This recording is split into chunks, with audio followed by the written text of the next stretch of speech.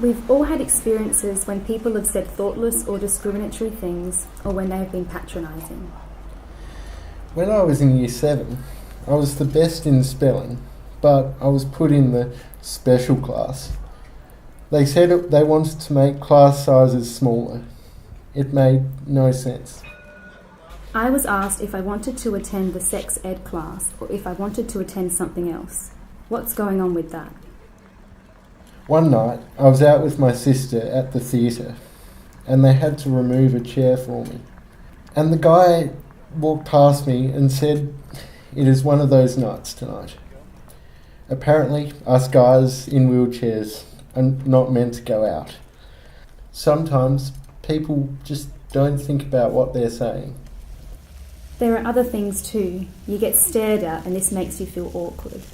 One day, when my limp was quite bad, I was yelled at on the street. They swore at me, telling me to walk properly, and it really affected me. A friend of mine with MS walks in a wonky way, and someone said to her once, "Isn't it too early to be drinking?"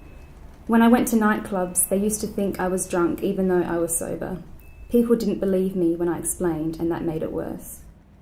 Sometimes, on public transport, someone says, "You can stand up," when really you can't. These things hurt your feelings. They make you not want to go out anymore. For some of us, it brings a shock and surprise. I don't cop it all the time, but when I do, it's like, did that just happen? For others, we get used to it, which means it comes as no surprise.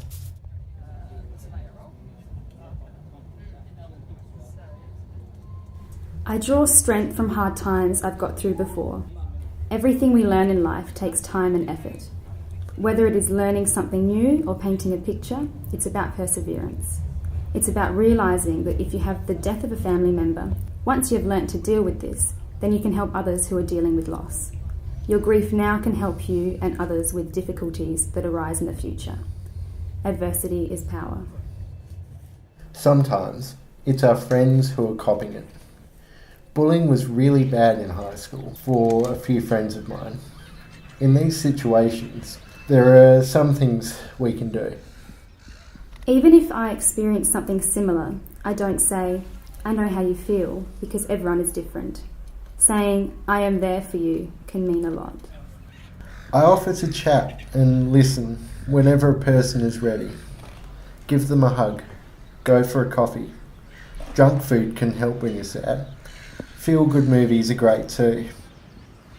Sometimes you get lots of support initially and then people forget, so it is always good to check in on someone a few weeks later and see how they are travelling.